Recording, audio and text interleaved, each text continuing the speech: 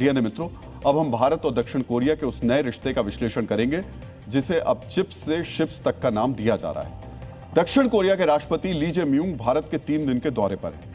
आज उनके भारत दौरे का दूसरा दिन है। यह दौरा सिर्फ औपचारिक मुलाकात नहीं है, बल्कि भारत के उस सपने को हकीकत बनाने की नींव है जिसमें हम वर्ष 2035 तक दुनिया के सबसे बड़े चिप मेकर बनना चाहते हैं। आज आप जानेंगे मोबाइल और ऑटो सेक्टर का सुपर पावर साउथ कोरिया की दोस्ती कैसे भारत के लिए फायदेमंद होने वाली है।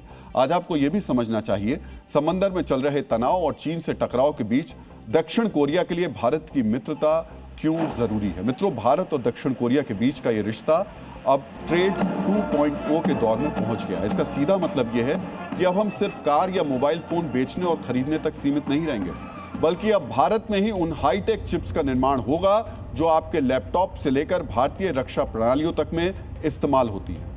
दक्षिण कोरियाई विशेषज्ञता का लाभ उठाते हुए भारत का लक्ष्य 2029 तक अपनी घरेलू सेमीकंडक्टर आवश्यकता का 70 से 75% स्थानीय स्तर पर उत्पादित करना है। इसके अलावा 2030 तक व्यापार का लक्ष्य $50 बिलियन तय किया गया है। अभी दोनों देशों के बीच व्यापार करीब $27 बिलियन का है। अगले 1 साल के भीतर पुराने व्यापार समझौते को अपडेट किया जाएगा। प्रधानमंत्री मोदी और राष्ट्रपति ली ने इस बात पर जोर दिया कि अब दोनों देश मिलकर एआई यानी आर्टिफिशियल इंटेलिजेंस और सेमीकंडक्टर के क्षेत्र में दुनिया का नेतृत्व करेंगे।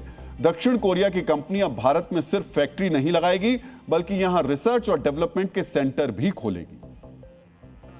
आज प्रधानमंत्री मोदी और मैंने दोनों देशों के रिश्तों को और आगे बढ़ाने के तरीकों पर गहन बातचीत की है। दुनिया के सबसे बड़ी आबादी और चौथी सबसे बड़ी अर्थव्यवस्था के साथ भारत ग्लोबल साउथ में एक लीडर के तौर पर उभरा है।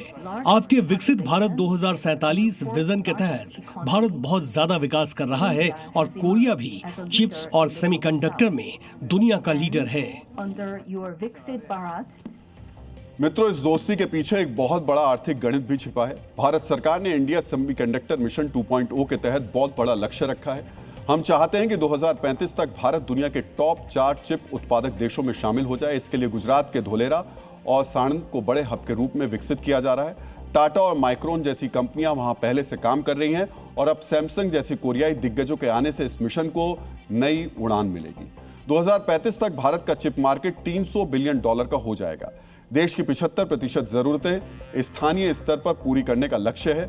गुजरात का धोलेरा बनेगा भारत का पहला बड़ा सेमीकंडक्टर हब। भारत की ताकत हमारा टैलेंट है। दुनिया में चिप डिजाइन करने वाले हर 5 में से 1 इंजीनियर भारतीय है।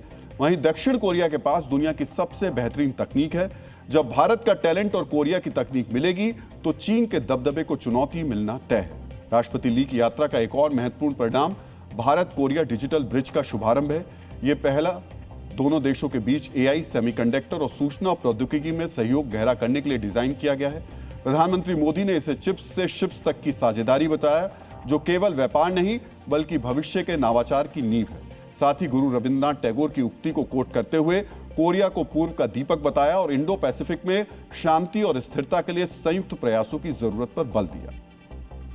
आज प्रेसिडेंट ली की यात्रा से हम इस ट्रस्टेड पार्टनरशिप को फ्यूचरिस्टिक पार्टनरशिप में ट्रांसफॉर्म करने जा रहे हैं।